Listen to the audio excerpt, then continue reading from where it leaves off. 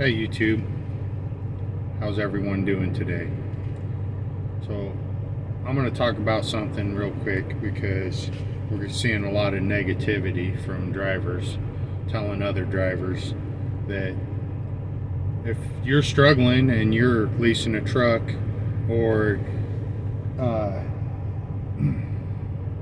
even if you're an owner operator and you're struggling because these rates that you're seeing are too low, and they're telling these drivers, well, then just quit, get out of the way, so the rest of us who do want to do it can haul those loads that you're not willing to haul.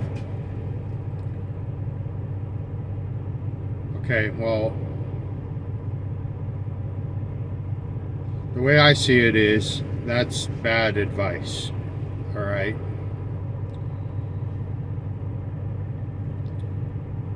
So here's the way I see it. If your expenses are too high and the rates are too low, which is the case for most all of us that are running a one truck operation, okay, we're seeing fuel anywhere from $5 to $6.50. Well, the way I see it is you have two options. Option one is you try to lower your expenses. If that means if you paid your truck down low enough, say you're a lease operator, you paid your truck down low enough that you could possibly go to your bank and get a loan to bring them payments down to an affordable price. You could possibly cut $2,000 a month off of your truck payment, depending on what your truck payment is. Another way to cut expenses is to go to mom and pop's truck stops to buy your fuel. So the fuel I bought earlier today was $5.55 a gallon, and I'm over here at this Quick Star right now, and the fuel price is $5.18 a gallon. So that's another way you can cut your expenses. If you're trying to eat out every day, you know, you could save money there also.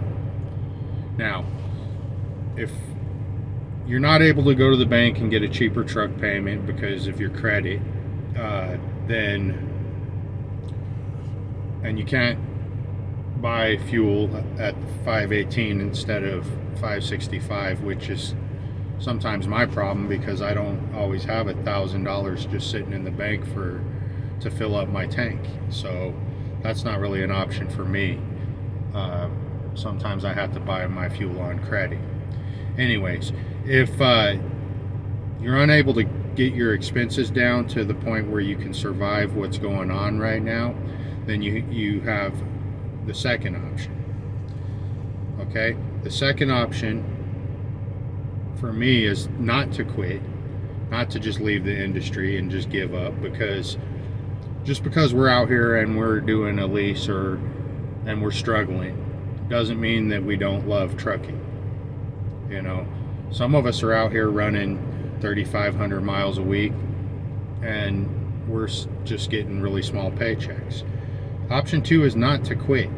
If you love trucking, don't quit. Option two is to go back to be a company driver and let the company take care of all the expenses for you.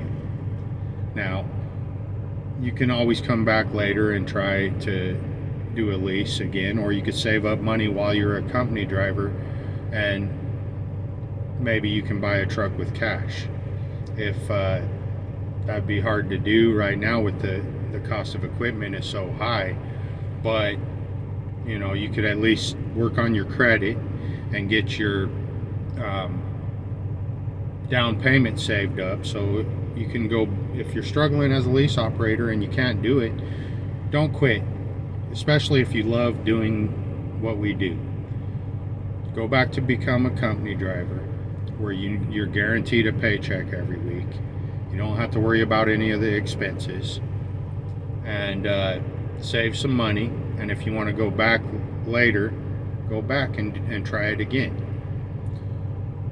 I completed one lease with this company that I'm with, and I did it during COVID and the lockdowns, and I seen rates down as low as $1.05.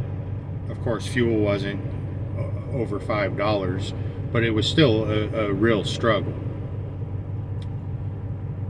I pushed through it, but it wasn't easy. Now I'm over halfway through my second lease, and it's the same thing. It's a struggle. So I'm faced with a decision. And do I stay or do I go? But don't tell drivers that because they're struggling with their lease, or even if they're an owner operator and they have a lot of other bills that they got to pay, because we don't all have the same expenses. Your home expenses are different than mine, and so someone could have a lot of medical bills because it's really hard to afford benefits when you're leasing a truck. Or maybe somebody had a lot of hospital bills.